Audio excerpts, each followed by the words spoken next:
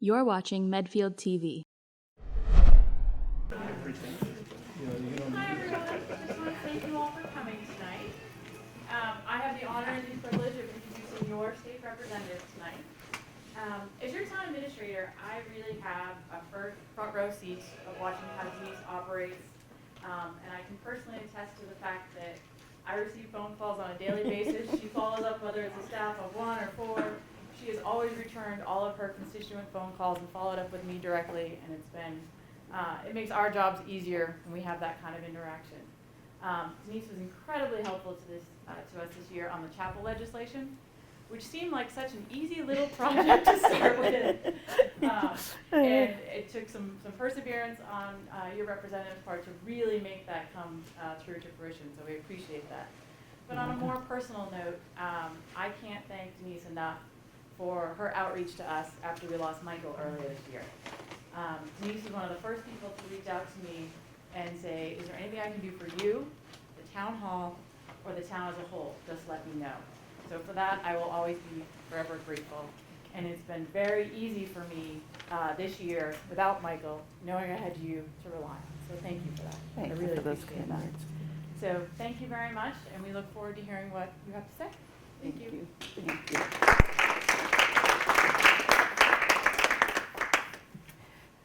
So that was such a lovely introduction, and I'm going to check this for breath, like I'm a movie star. Am I good on? You are. So Christine and I had a moment before all of this started to think about the fact that a year ago Mike was here with us. And I thought how very proud he would be of his town and this whole team. And here we all are, deeply committed to the town, continuing to do our work. And I look around the room and I see new friends and I see old friends, and I'm grateful for everyone who's here. So thank you. I wanted to let you know what our evening was going to look like tonight.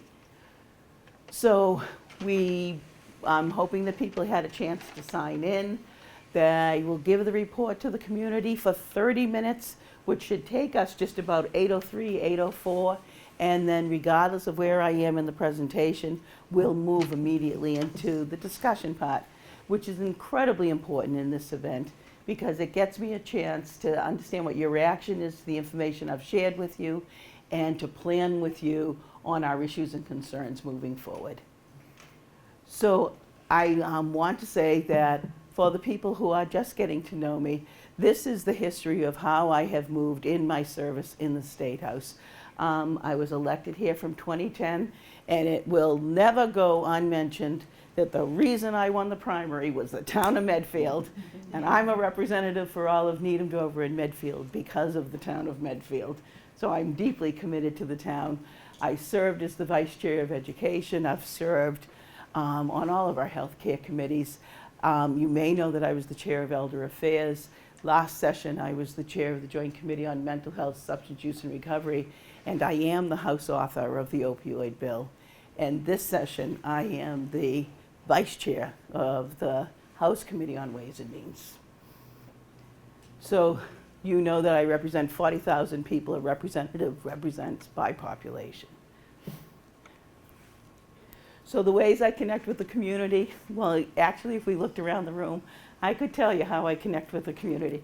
I could tell you how I connect with Tilden Village. I could tell you how I connect on issues around vulnerable populations and people that might have hearing loss, people that have intellectual developmental disabilities. I could tell you I connect through the Lions and through our civic organizations, through our Medfield State Hospital work, through our substance use work, through our incredible selectmen who are the heart and soul of every event that I attend. The long history and long relationships certainly related to the Medfield State Hospital property, our concern about vulnerable populations, our concern about the cultural center. The way I connect in Medfield is through each and every one of you. I've now got a young woman who has come and joined tonight, a new and special connection to be thinking about how we look at issues and concerns. And that is the way that I understand our important community issues. In the town of Medfield, we know that the Medfield State Hospital property and the plans and the vision for that has so much to do with how we are envisioning the future of Medfield. I want very much to be engaged in that work. But I will tell you that I am very thoughtful about what I think my role is. When I said we have a great team here in Medfield, I believe everyone has to play their team position. My team position is to wait for the pitch that Medfield throws when Medfield has decided how they want to move. And then I am at bat, and then the ways I can connect us to the state. So I listen very respectfully, and I am amazed at the process that Medfield has engaged in. I'm hoping someone's keeping a journal. It is a wonderful way for a community to move together. It takes time, it's intense work, it's lots of meetings, it's relationships that get strengthened and relationships get frayed, and Medfield keeps moving forward step by step. So as Medfield makes decisions and as Medfield tells me what they need, I am there and I will do everything I know how to do to help us achieve our goals. The other issues around education in schools, Medfield is rightfully very proud of its school system, of our youth civic involvement.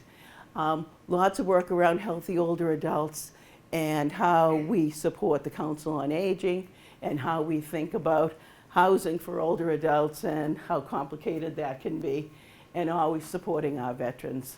So those are issues that come forward. I share those issues and concerns. And we listen to all of these. I want to say that I read every email on my phone, if you can believe this. I don't respond on the phone because it comes back to you scrambled, and I don't think that's too impressive. But I see every email that you send. My staff keeps track of every phone call that we get, and we're deeply committed to those kind of communications. We have advocacy days, certainly come to Memos Medfield Day, and any event. I do have a phrase that is, if you invite me, I'll come. So I wanted to speak to you briefly about the Massachusetts legislative accomplishments and how we are building a stronger Commonwealth. So this is, you know that a legislative session is 2 years. It begins in the odd numbered year. So it began in January of 2019, and it will go to July 31st of this year, of 2020. There's a handout over there about how a bill becomes a law. More than 6,000 bills have been filed. Of the 6,000 bills that have been filed by the Massachusetts Constitution, every bill has to have a public hearing. Every bill. We then separate the bills and the committees begin to do their work. Of over those 6,000 bills, about 300 bills will become laws. Out of those 300 bills, there's maybe 24, a little bit more, that is going to impact our life on a day-to-day basis. And the other 250 really deal with land purchases and home rule petitions. And so I wanted to talk to you about, these are bills that we have worked on, and I'm going to take you through a few that I think matter very much to the people of Medfield. If you keep a look at that and you want in the discussion period to go back to any one of these, just let me know. So first, let's talk about the Student Opportunities Act. This is the education bill. The bill that has been passed by the legislature, both the House and the Senate, and signed by the governor last fall in this session, is historic commitment to education in our Commonwealth. It is a model for the nation if the nation decides to have the guts to take this on. We have allocated $1.5 billion to our education system over the next 7 years. The way that we had approached that is, we know, I represent Needham, Dover, and Medfield. The 3 towns I represent are in the top 25 towns in quality education in the Commonwealth. You're in the top 25 out of 351 towns. But that's not true for every child in every town in the Commonwealth. And there was a major achievement gap. And it was like, how are we going to address that achievement gap? And I was deeply committed to closing that achievement gap and realizing that that meant that we were going to have resources for children of low income, children for whom English was a second language, and for special needs students. I also knew that with that commitment, that my 3 towns in the top 25 were not going to be the beneficiaries of a lot of this money. But what I did strongly hold, and very strongly held this principle, was that there should be no harm done to our towns. And when these discussions first started, this discussion's been going on for 10 years, there was in my mind this real kind of philosophy of we needed to do this, so we would rob Peter to pay Paul. And the towns I represented were Peter. And I was like, no, we gotta pay Paul, but we have to protect these towns. And in the final bill that you see, this $1.5 billion, we upheld the principle of do no harm. So some towns are going to see a great deal of money. The towns I represent aren't going to see a lot of cash money, but we also worked understanding that there's strains in every community around the education system. And some of the things that I think will be helpful for us was there is language there that we now address the employees' long-term health insurance costs, and we changed the formula on how we were going to credit that. That takes some of the pressure off the school budget. The other thing that we did is we looked very closely at the special education issues. That matters in the towns I represent because our education system is strong. Parents, people who know me well know that I have a special needs daughter and moved to this area so she could get the education she needed. For our towns, this matters, and there is money allocated that increases monies in our town for both transportation, which has been a tremendous strain, and for some instruction monies as well. This is a bill that every person in the Commonwealth can be proud of, and it's going to help the children of our Commonwealth today, and it's going to make Massachusetts stronger in the future. The other bill that we voted on, and I always smile when I do this, Colin is my chief of staff, and he is the graphic artist, but those black things are lungs. And I knew that because I'm a nurse, but Maureen did not know that, and she was very confused about this thing. So I also worked very hard on the bill that related to modernizing tobacco control. And what that bill did, the thing that pushed that to the top, you know, I said there's only 300 bills to get through. It takes 5 to 11 years to get a bill through. Some things push an issue to the top. What pushed the modernizing tobacco control legislation to the top was the issue around vaping. So we were going to take on this issue around vaping. We had had deaths in the Commonwealth. There was major concern about that. It is a huge issue, particularly for our adolescents. We took on that bill. We taxed all vaping products at 70%. And then we took that money and we put it into a community behavioral health trust fund. And I tell you that story because it helps sometimes when you have a representative who has worked for several years. When I was the author of the opioid bill, in that bill, we established the bucket for the community behavioral health promotion and prevention grants. Carol Reed is here, and she can tell you better than I ever will. Each community has its own way to communicate around, particularly around public health issues. How people get information, how people give information, how they want to move forward. I know that it's great to have principles set by DPH, but our communities need resources to move forward. So in this bill, I worked, and this was personal work with my staff, to get that 70% tax and then to take 30% of it and put it into these community behavioral health trust funds.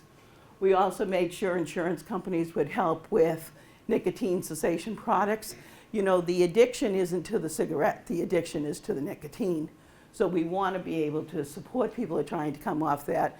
The word on the street was that vaping was helping people do that. There's better ways we can do that.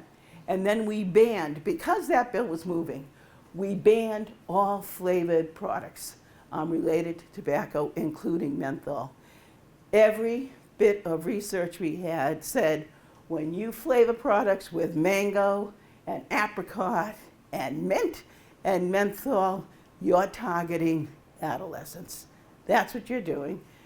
Tobacco itself doesn't feel so great. You flavor it, you can get through it, and then you've got a lifelong addiction. This is incredible work that we did. It's the strongest language in the country related to tobacco. We worked on the distracted driving ban, and I'm going to actually do a 30-minute show in Medfield on distracted driving. There's lots of concern of residents in Medfield, particularly along Route 27. But the distracted driving is about handheld devices, and they are now banned in Massachusetts. You can use some navigation briefly, you can use something around emergency services if you need it. But it made such sense, and the chief is here, right? This distracted driving, every single one of us knows how dangerous it is. Why then did it take us so long to pass the legislation? It took us so long to pass the legislation because there were complicated discussions around ensuring if we were going to allow police to stop people for their sense that somebody was using a handheld device, because that's not quite as visible, that's not quite everything. We wanted to make sure that there was not racial profiling, that that stop was going to be appropriate, and we were going to be able to protect some communities that felt that there could be a danger with this bill. And in the end, we found that language, and we had the commitment from the Black and Latino caucus, from the communities, the gateway cities, and what we did is we ensured that we will have data that tells us when a citation is given, to whom it was given, and if we begin to see spikes, then we can go back in and say, listen, we need more information. We want to know about every stop, just not the stop with the citation. And we had tremendous support from the Chiefs Association statewide with this language. So the climate resiliency and renewable energy bill, this is something that is half-baked. Sorry, guys. The House has worked, the House of Representatives has passed this bill. It's a bond bill, it's $1.3 billion, and then there's additional money from municipalities to engage in resiliency projects related to the environment. The Senate has not yet taken this up. Our language says let's really look at electric vehicles as we're moving into the future. Let's support municipalities that want to do microgrids. Let's look for municipal coordinators who can really concentrate on the ways little tweaks here and there can make a huge difference when we're talking about the energy and resiliency. The Senate is now taking up a lot of language related to the climate and the environment. So I'm hoping that we're going to see a real convergence on these goals, and we'll have the resources moving forward. For our district-focused legislation, we certainly put the Medfield Cultural Center here. I do a lot of work on vulnerable populations using that background as a nurse, and have dealt with people in our own community here in Medfield. There are families whose children are so medically involved that the child needs 24-hour nursing care. The state isn't supporting that well. We're not paying good rates. There's real gaps in the people that will work, the nurses that will actually work for that. But the discussions are heartbreaking, but we didn't have the data. I've worked to get that language in the budget, and we're going to have more data and be able to really support more initiatives to support that kind of care. Certainly everything we did around the tobacco and addiction prevention. You know, the issues related to addiction are here in Medfield, they are here, and in the Commonwealth, I have to tell you, we have seen a minor decrease in the number of people involved in the opioid epidemic. We are seeing, however, that 90% of the people who are dying of overdose now have both opioids and fentanyl in their system. And we're beginning to see an influx of stimulants into the Commonwealth now. And I believe it's stimulants and cocaine, right, Karen? So addiction's the issue. It's not the product, it's the fact of addiction, and we're working on that. So I want to talk about the budget. I call this strength in numbers. I want to stick with this strong theme here. The whole idea around a budget, though, every year that we've all sat and talked to each other, your budget is your values in action. What you value, you put your money in. Policy without money is a good idea. We need to marry those two things together. So I'm going to just show you these so that you can see them and the way that I address it. I look at the budget, and now particularly from this perch as the Vice Chair of Ways and Means, I'm looking at the Health and Human Services budget, and then the Substance Use Disorder Treatment and Services, looking very carefully at that and how we're going to mobilize that money. We can go back to these slides with anyone who wants to further discuss it. Around environmental protection, because it is such a strong value in the 3 towns that I represent. And for the budget, for Christine. So when we talk about local aid, right, we really talk about it in 2 streams. One is Chapter 90, and that's the road and bridges money, and then the other is the local aid, which the acronym is UGGA. It's unrestricted governmental aid, right? So the Chapter 90 money is a formula. You'll see for Medfield it stays exactly the same based on the formula that's used from year to year. The local aid number, though, has increased. And the local aid number for the town of Medfield has increased every year that I have been your representative. And that number is money that the town chooses to use on the issues and concerns that the town feels needs those kind of resources. So the local aid money is always very important. This is the Chapter 70 money. The Chapter 70 money is the education money. So you see that there's an increase from FY19 to FY20. Starting in 2 weeks, the House of Representatives begins our work on the FY21 budget. So halfway through, we'll finish up this present budget at the end of July. We see an increase here. We'll see an increase with the education bill. It's not going to be a huge bump. It's going to be a bump, though, which is always helpful. And more than that, I'm hoping we're going to see a decrease in the strain on the school budget with some of the things we've put in place. And to support Medfield, one of the things with incredible work from the people in this town that are working so steadfastly and authentically committed to the Medfield State Hospital property and what it's going to be to Needham, I was able to secure, and when I say let me tell you, I work very closely with Senator Feeney. He's an incredible partner for me. A good rep needs a good senator because we have to move things in both chambers, on a $30,000 state planning grant around the cultural center. We also worked on this. This is the issue around Route 27. This is a great concern for the town of Medfield, for many people who send me emails, for your town administrator, and for the leaders of the town. This intersection at 27 is one of the 200 most dangerous intersections in the entire state. So we needed to be able to get some money for improvements. There's going to be more work that we're going to have to do around this, around feasibility and really figuring out how to do that. You all know better than I do, but that whole road looks like a runway, and people act like it's a runway. So we've got to figure out how to build in more safety there. And when I talk to you about leadership, I wanted to explain to you what it means to be the Vice Chair of Ways and Means. Lots of people are like, what does that mean, Denise? To be the Vice Chair of Ways and Means. Ways and Means is an old term. It's an old colonial term. Ways is legislation, and means is money. So this committee, remember I told you about these 6,000 bills? When the bills start moving through committees and they're coming down, there is a final funnel, right? And it's a tiny funnel. And those are the bills that are actually actionable. They are unique bills that come into Ways and Means.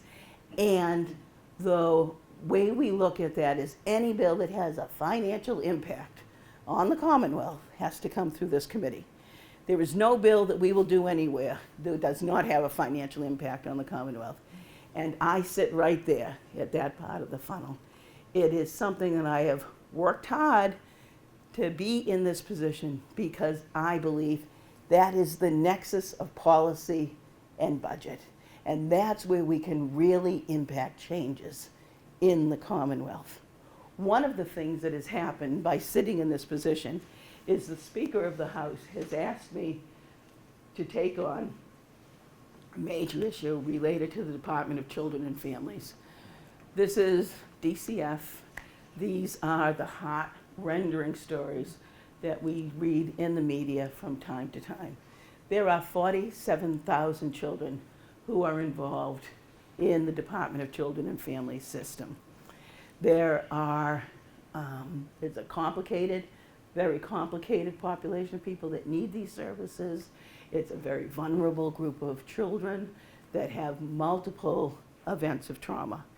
In the House of Representatives, we have a very strong Joint Committee on Children, Families, and People with Disabilities who look at legislation and are dedicated to those issues. We also have a caucus, and a caucus is it's representatives that come together related to either issues or geographic areas, and they work on something together, and when they're done with that work, they move on to something else, and they join other caucuses, and they do other things. We have a caucus that works on foster care. One of the representatives is a child who had been in foster care. 2 representatives are actually currently foster care parents who have adopted foster care children. The way that I'm trying to look at this whole issue is because it is so immense. What I have been asked to do, and the House has never done this before. We have never done this before. We have stayed in our silos with our committees, with a committee chairman who's an expert in the subject. I have been asked to do the strategic plan for the House of Representatives. In the Department of Children and Families, their budget now is $1.1 billion. Billion dollars, right? And there's massive, lots of people talking about policy and how to do it. But you know and I know we're still reading these tragic stories. And the speaker, who you might all remember the story of Bella Bond, the speaker who never knew that child, that family, and the child didn't come from his hometown, he keeps that picture on his desk. And it is our belief that we continue to do this work, but we need a strategic plan. We need to be more proactive. We need to understand better what's happening in that environment. So this is an incredible responsibility that I've been given, and we're working on this statewide, and we're traveling, and we're speaking to all kinds of folks and visiting area offices, and I'm hoping the things we learn are going to make a difference. The other thing that I did briefly and decided is I was appointed to be a co-chair on this Corrections Commission and dealing with the sheriffs. And it was to deal with the Department of Corrections, which is our prisons, and the county jail system. I thought what I could contribute to it is now in the county jail system, we're going to do medication-assisted treatment for people who are incarcerated who have an addiction, because the data told us that these individuals, upon release, had 128% more likelihood of dying of overdose in the first 3 weeks than anyone else in the population. So I was very interested in this work, but I have stepped out of this work. But I will tell you, I give you my word that this piece around medication-assisted treatment, I will follow very carefully. And while the rest of them are in the scrum about the money and who's spending what on what, I'll stay with that principle of that medication-assisted treatment. These are the issues I believe we need to watch. You're going to hear a tremendous amount of information around transportation. I'm thinking that we're going to get into that in the discussion, but I suspect it is the news you're going to hear over the next 2 months. There is many, many ideas about how we will need to fund transportation and what that will look like, and there are disagreements about what that should be. What there is no disagreement about is that Massachusetts has to deal with their transportation issue. And anyone here who tries to come up Central Ave just to come home, who goes down Central Ave and then gets on the Mass Pike, who is waiting for the commuter rail in either Walpole or Needham, who wonders why the ride isn't out here in Medfield. We don't have public transportation, who's concerned about older adults who can't get to where they want to go to do the things they want to do. You know, transportation is an issue for all of us. So we'll talk about that a little bit more, I'm sure. And we'll talk about, I think we're going to see a very strong health care bill. The governor certainly is proposing a health care bill with 30%, he wants 30% more involvement in primary care of resources and individuals in primary care and behavioral health. Behavioral health is mental health and substance use disorders together. And I think that will improve the health of people across the Commonwealth, because right now, if you have a behavioral health issue, if you can't get to your primary care position, you can't even begin to be compliant with the health care plan. So I think we're going to hear about that. The House of Representatives is deeply committed to protecting our community hospitals, and we'll see what that kind of looks like. And looking forward, these are the issues, again, that I think reflect the work that I can do and the communities that I represent. One of the things that we're doing it with Brett, with Medfield TV, is a program called From Home to the Dome, which I think is very clever. But it's a half-an-hour program, and the formula is kind of working now. I did an extraordinary program in Medfield on the opioid bill that was then shared with the other communities that I represent.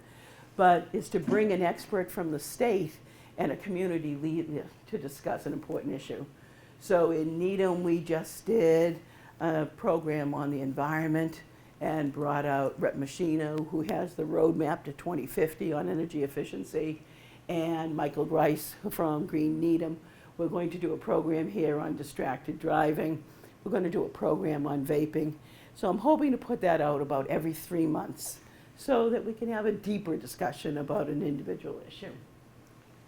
So you may know that I did a special time and was invited by Peter Filosa of Needham to be on his show. And that was an extraordinary event. I was proud to be able to do that. This is something I want to humbly share with you.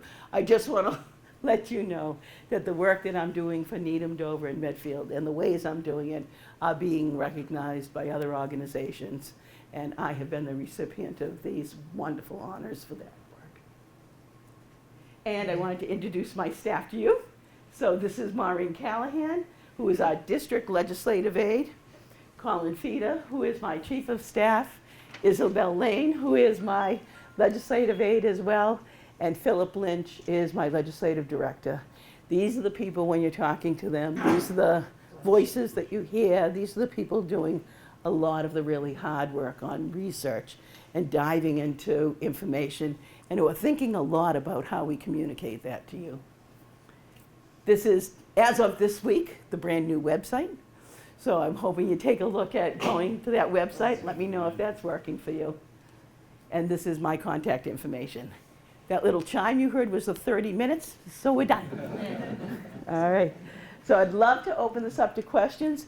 Somebody has here people that have raffle ticket numbers, so I'm going to ask you to read that off, Maureen.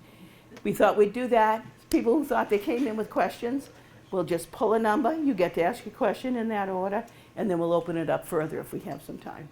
Okay, I'm just going to read the last 3 digits on the ticket, and it's 940. It's hi. Hi, And you're brand new to us. Your name is? Linda Kimball. Hi, Linda. I'm not brand new to Medfield, though. No, to me. Yeah. That was the papal us. Yeah. I have a number of questions, but in particular, there are 3 things that I recently have heard about over the last couple of months that I'm disturbed about. One is the abortion bill that's going through, both the House and the Senate. The other has to do with 16-year-old voting. And the third one is sanctuary city. Okay. Cities. So I'm very concerned about all 3. So let's take them in that order. So the first bill that you were talking about is the whole discussion in the state about abortion. The discussion in the Commonwealth around the Commonwealth's language around abortion has been driven by the changes in the Trump administration. So if you could get me to the slide about the things that we have done on women's health. The legislature has been very thoughtful and very proactive about protecting women's health. It is a major issue of importance to me. I am a pro-choice legislator. So we certainly did work on access to protect women's rights to contraceptives. We did other legislation. And on this Roe Act, I'm concerned that the rhetoric on both sides of this issue of the ROAC on both sides is over the top. The people that are the proponents of the ROAC are saying, oh, we're just trying to protect abortion rights in Massachusetts. The truth is there's language in that bill that goes beyond the present protections that we have in Massachusetts. On the other side of this issue is people that are talking about issues and terms that they may or may not understand. Nobody is killing a baby. No one, right? So I want to make sure that when we discuss this, we're discussing it with facts. What is happening is there is no one way to go on this. There are issues, and there are a handful of issues that are called votes of conscience. These are issues that are not driven by party lines. These are issues that are something that a person has to decide on individually. While we are talking about this issue around abortion rights and the language in this particular bill, the chair of judiciary, this bill is in judiciary, is holding meetings and saying, gee, if you're a rep and you want to talk to me about this, come and talk to me. So when we're talking about transportation, we've got the members of the Transportation Committee that want to talk about that. When we're talking about healthcare, we have a whole caucus of people who care deeply about this.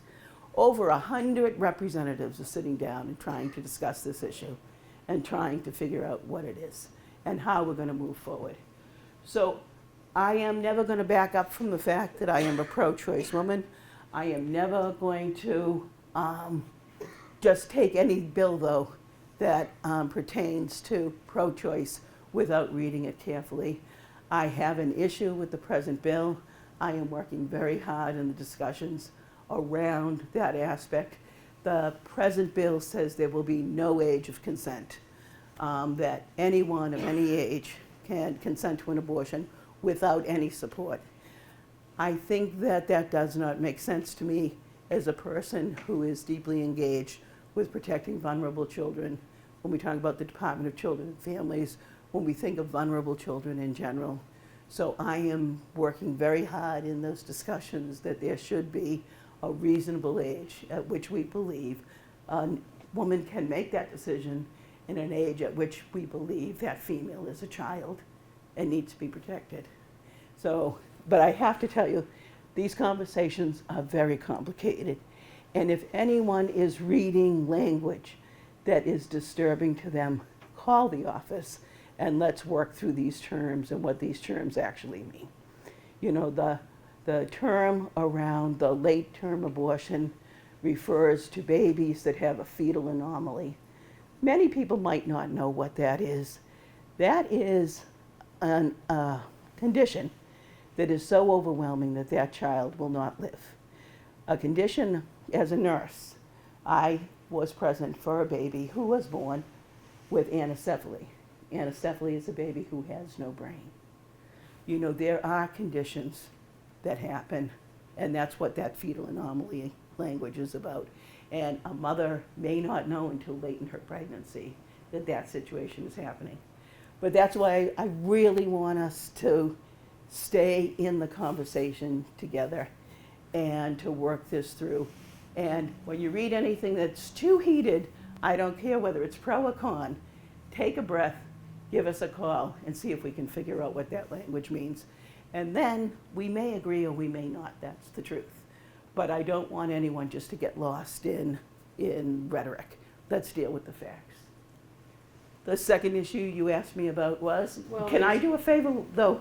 Can we do another number, sure. then come back? Yeah. So, all right, because let's do that. But I'll come back to you, okay? Okay, the last three numbers are 931. 931. 931. Hi, Gil. I'm very interested in your thoughts about climate change. Mm-hmm. And I think when I looked at your priorities here, I think it interfaces with a number of things, particularly when you bring it down. Thank you, Gus. Down to Medfield. Okay. So one of the biggest sources of pollutants is the transportation sector, is automobiles. And our area now is getting very, very overtaxed, overcrowded with traffic, as you mentioned, on Central Avenue, on 27, on 109. So it's a real nexus here. And I noticed that you had a couple points where you were interested or prioritized on initiatives or things that you could do to help address that particular aspect of climate change, a very local one. And what things would you be thinking about that could be done locally in this area? So, number one, you know, Gil, that we have lots of people committed to the environment and thinking about energy right here in Medfield. And certainly it was this time last year that we engaged in a conversation here about the plastic bag ban. And I became a co-sponsor of that bill. And, you know, I learn from the people I represent all the time. The thing that I'm doing, which is not as specific as you talking about, Gil, but is I am co-sponsoring a bill called the Roadmap to 2050. And we did a Home to Dome show on this in Needham. And the idea is that lots of people are talking about energy and the environment, and there's lots of ideas about this. Certainly electrification of vehicles is huge, but we don't have a plan in the Commonwealth yet for the whole Commonwealth to move together. And in order to really move on those issues, local initiatives are good and they're important. If we talk about solarizing more in Needham, in Medfield and what that looks like. If we talk about, I just met students the other night from Dover that want to talk about composting. There are things that we can do locally that make a difference. But what's really going to make the change is if the Commonwealth has a real roadmap and we know how we're getting to 2050, what we're doing around transportation, which is the greatest polluter we have in the Commonwealth right now. How are we going to, when we're going to talk about a transportation bill, we have to talk about the environment. We have to talk about environmental justice as we're talking about those bills and how we bring it together. So I think, Gil, I'm probably not as much on the ground as you are on this issue, but I'm supporting this bill that says, let's have a plan, let's agree on the plan, let's fund the plan, and move ahead strategically. Do you have something that you yourself would like to see Medfield do? I think that part of it has to do with planning, regional planning. Yep. That, I remember back in school that you learn that what's very important is to balance growth, economic growth, development, with the infrastructure, okay? And I have a feeling here that I brought up before is that we're in a mode of encouraging development. Some of it's 40B, but other is just development pressure. Right. And there's a imbalance between the infrastructure, the capabilities of the roads, and I think it also applies to other resources like water, sewage system, There's an imbalance between this development pressure and the capacity of the infrastructure. And as a result, what it's doing is causing, congestion on these highways that go in and out of Medfield. So I think that if we could kind of do something either locally or on a more regional basis to balance development and the goals of development with the capacity of the infrastructure to support that development. So the phrase that comes to my mind when you talk about that is, there are things we can do. We have to decide if we should do it, right? So there is development all over the state. And there is a very strong impetus to do more development. The governor certainly has a housing bill. We're talking about doing more housing, 45,000 units of housing in the city of Boston.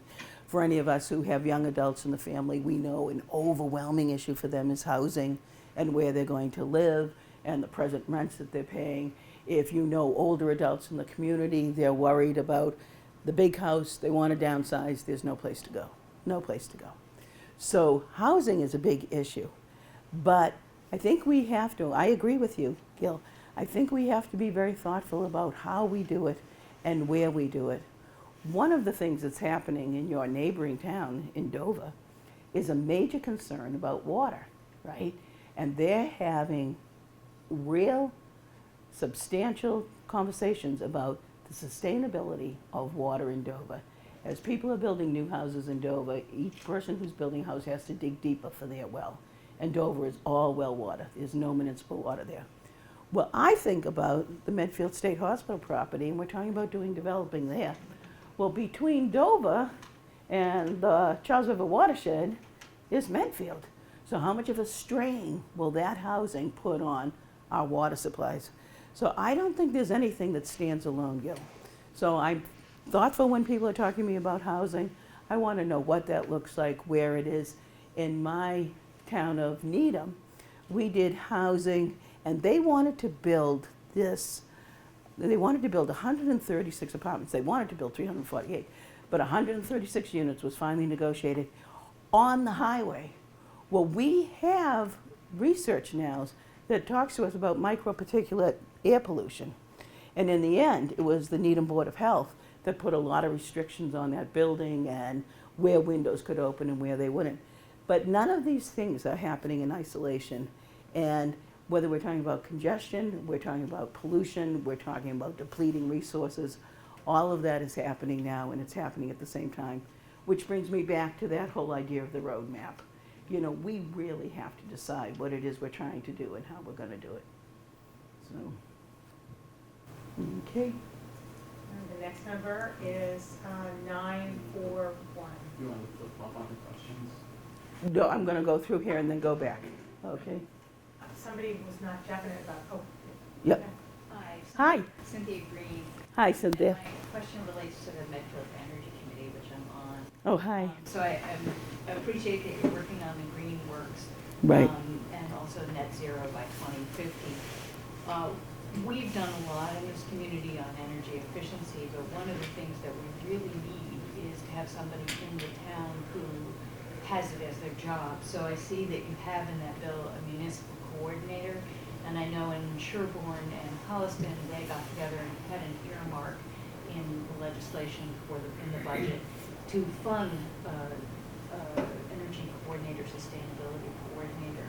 So I just, I guess I'm asking that you push on that side of the bill, because the Energy Committee can do just so much as volunteers.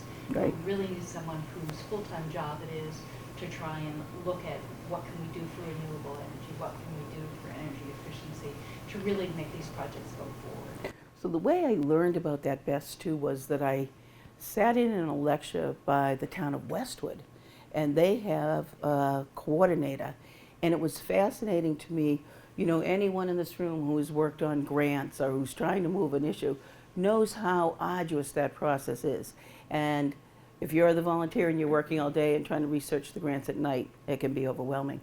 And Westwood has made tremendous strides forward because of the work of that coordinator.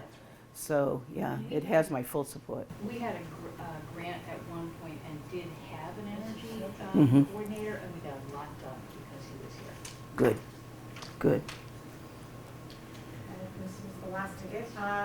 This final number is 932. Bingo. Hi, Pete. I wonder if you have a sense of the amount of new money that might come from this education bill? So we don't yet, Pete. So when we were looking at it, you know, there are cities, particularly the gateway cities, that are going to see millions and millions of dollars coming into those cities. I think when we were looking at the algorithm as the time I was voting on it, you know, we were seeing like a bump of around $1 million for a town of Needham, so it would be a proportion of that. So it'd be maybe a third or half of that in Medfield, maybe a quarter of that in the town of Dover. Right now, what we're all looking at is the governor's budget. So the first time we see infusion of money for the education bill is in the governor's budget. And when we talk about the budget, you know, the governor's budget comes out in January. The House of Representatives is mildly interested in that. And then we develop our own budget that you'll see at the end of April, at which point the Senate is mildly interested in those two other vehicles, and they do their budget, and then we negotiate it. And then you see the final budget by July 31st. But in this first bump, right, this first thing we're seeing by the governor, I think he's put about $160 million into education. And the advocates, people that are really on the inside of this, they're satisfied with that money. They're not thrilled with it, but they feel satisfied. The chair of Ways and Means in the House is very thoughtful about this because he's saying we want to keep the promise of the bill, but we have to keep the money sustainable. So they're putting these infusions of money in, but it wasn't $1.5 billion at one time, you know. So, but I'll know more, Pete, as time goes on, and I will communicate that immediately with Christine and with Jeff Marsden. So now we have 10 minutes, and Paula, I promised I would come back to you, so I'm here. Because we've done all our tickets, right? Anyone who took a ticket that wanted to ask a question has. We'll do Paula's questions, and if we still have some time, we can still open it up. It's Linda. Linda, That doesn't Linda, matter. I'm That's okay. sorry, That's I'm all right. sorry. I'm really bad at names myself. Okay. I just was curious what is happening or what your stance is on the 16-year-old voting in the Safe Community Act. So I'll tell you up front on the 16-year-old voting. I'm not sure I get that yet. I have been, when we would talk, I've been your representative now for, this is my 10th year, the beginning of my 10th year. And I would tell you in those early years, when I would see voting bills, I would sit down and I'd go through it line by line and make sure I understood everything that was there. And I would speak to the town clerks and I would make sure that I understood what the impact is. Right now in our country, I feel the greatest threat in the United States of America today is voter suppression. And I'm deeply concerned about that. So I'm leaning much more, when I hear about these voter bills, I'm leaning much more into supporting them because I think in Massachusetts, we actually have the ability to do these things well. You know, Massachusetts still uses paper ballots. I was on the elevator with the Secretary of State, and he said to me the thing he's the proudest about is that we kept with our paper ballots, and he feels that we are very confident about our election results. But so, you know, I've been thinking a lot about this voters' choice, and I'm much more open to those discussions right now. The 16-year-old thing, though, I don't quite get that. And because I'm 16-year-olds, and I've been 16, and Yeah. there is no way that they're ready. Yeah. I just don't think that would be an informed vote. I'm not sure 18 is either, but 18 you're legal for pretty much anything else. And I actually do work the polls, and I Oh, good. and Yeah. I'm very happy about the paper ballots. I'm very much for IDs, although apparently we're not allowed to ask for them. I can't tell you how many people are shocked when they come up and want to get their ballot, and we don't ask them. They're offering their IDs, and they can't. I don't know if they've moved from other states, but they can't believe that we don't ask for an ID. And I honestly don't understand why we don't ask for an ID. The only reason, the only occasion that I can recall having to do it is if the person is not, if there's some indication on the voter roll that Carol had a question about, or if they're not on the voter roll, then they have to go over and talk to her. Right, and I think the first time people register, they have to show their ID. And then When subsequent you times register when to they vote, they you don't do have to. Yes. The And issue that I want to discuss, Linda, is it's about, we have to figure out who we think is a child and who we think is an adult. So we've got legislation to let 16-year-olds vote, but you can stay on your parents' insurance till yeah. you're 26. Right. And you lose, vote if till you you're are a 21. disabled individual, you lose all your benefits or your entitlements at the age of 22. You have to be 21 to buy alcohol. But we want to say that 19-year-olds in the criminal justice system are still children. And I'm like, I really think we ought to Absolutely. figure out what we think. And we've learned so much about the human brain and around development.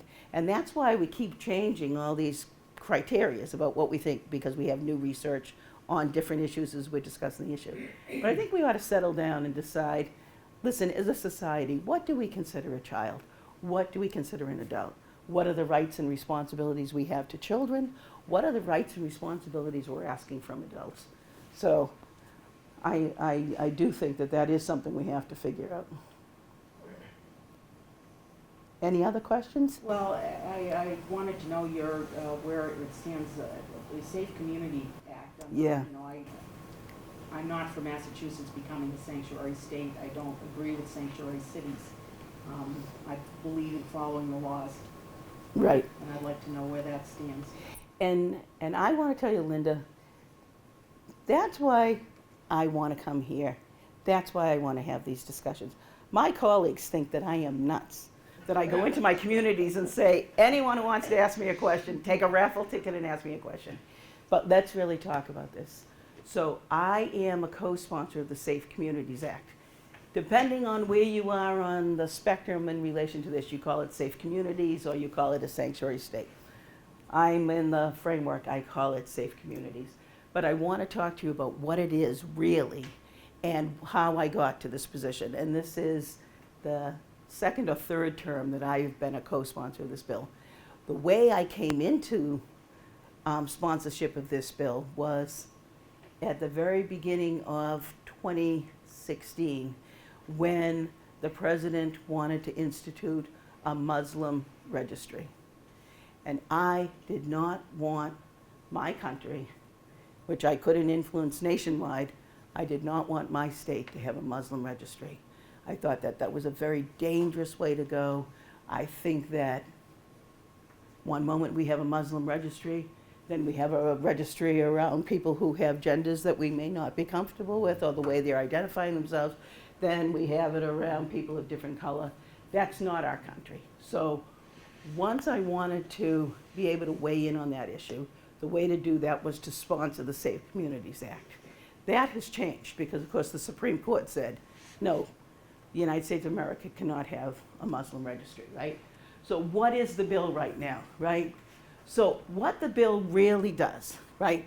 If you are a criminal, you are a criminal, you are a criminal, you are a criminal, you are charged with your crime, you are fingerprinted, you go to jail. The FBI knows who you are immediately when you're charged with a crime. You get fingerprinted. So this isn't about protecting criminals. I give you my word. I don't want to protect criminals. I don't want anyone to protect criminals. Who are we trying to protect, though?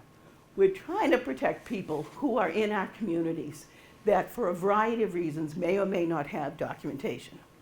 Does not having documentation, is that a crime?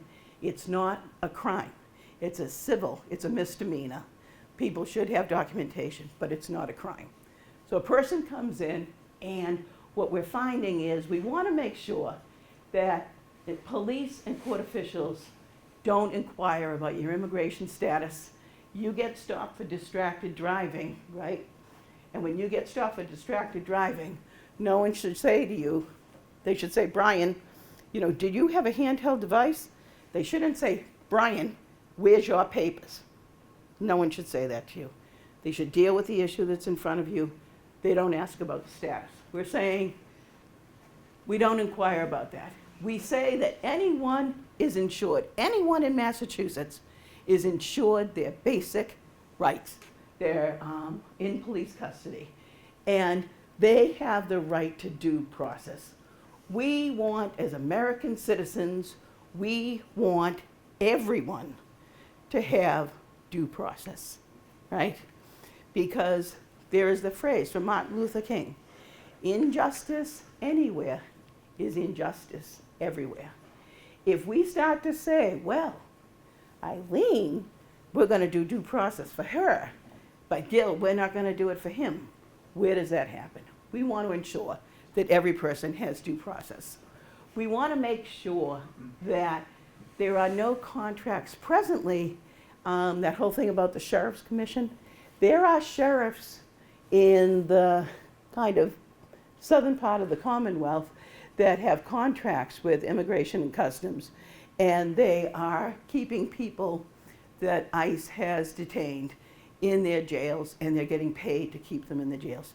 And we're saying, no, that's not the way Massachusetts needs to make our money. We don't want to do that. And we want to make sure in the Safe Communities Act that there's training on it, right? Because there's so much, this is another issue just like the Roe Act, right? Lots of rhetoric on this. So how did I get there? And when I say to you that I speak to the people in my communities. I care about those issues and concerns, and I share them. If you were going to think about the Safe Communities Act, and you knew how strong the rhetoric is, who are the first people you would want your state representative to speak to? You have an idea? The chief of police. So I went to the chiefs of police, and at the time we didn't have Chief DeGratte, but I went to the chiefs and I said, on this Safe Communities Act, what does this really mean to you? And at the time, the chief of police, so it was Chief Meany here in Medfield, and it's Chief McGowan in Dover, and Chief Schlittler in Needham. Chief McGowan and Chief Meany both support the Safe Communities Act. They support the Safe Communities Act, sorry.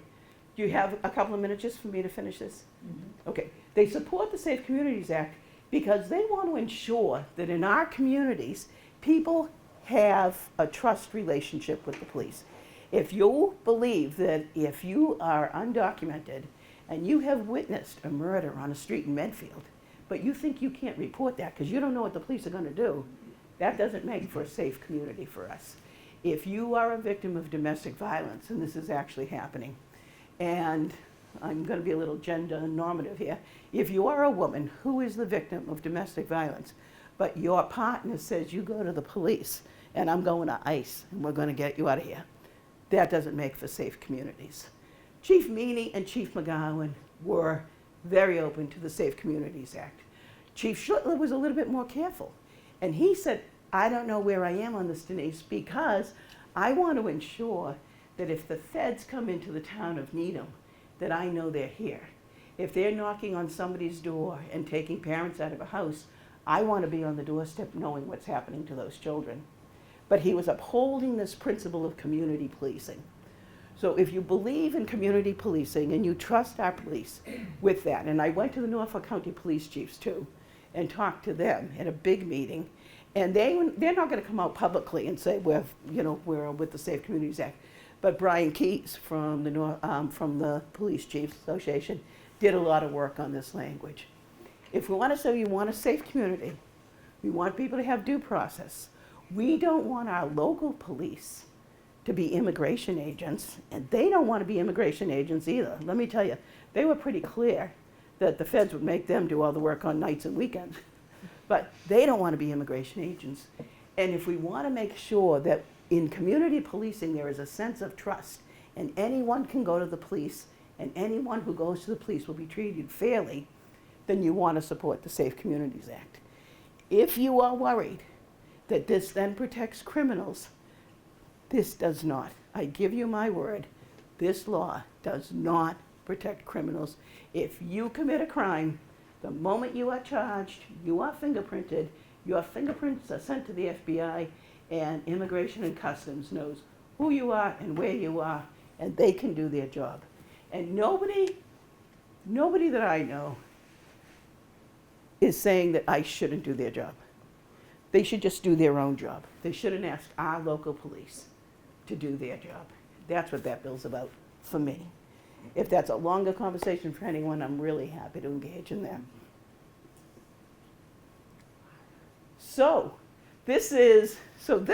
When I tell you that Medfield is my stronghold, this was also the toughest meeting so far. So I'm glad for these. And Linda, I want to thank you for those questions.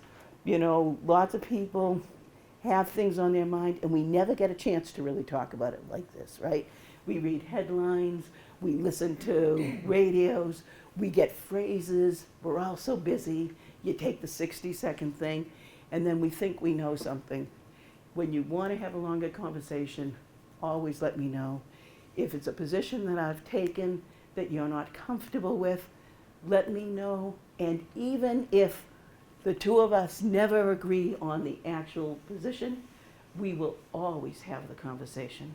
And that's what really makes us a community, and that's what makes us strong. So I want to thank everyone for tonight. I want to take a moment, though, and I wanted to introduce everyone to Megan Kennedy, who is here. Maeve. Excuse me? Maeve. Oh, Maeve, I'm sorry, jeez. I got Paula and Linda, I got Megan and Maeve, I'm sorry. But to Maeve Kennedy, only because Maeve is in the 8th grade. She has sat through the entire representative's report.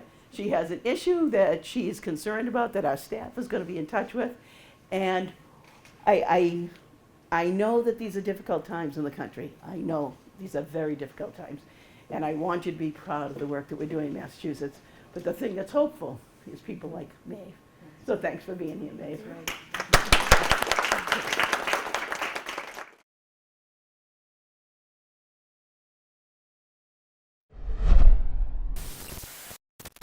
You're watching Medfield TV.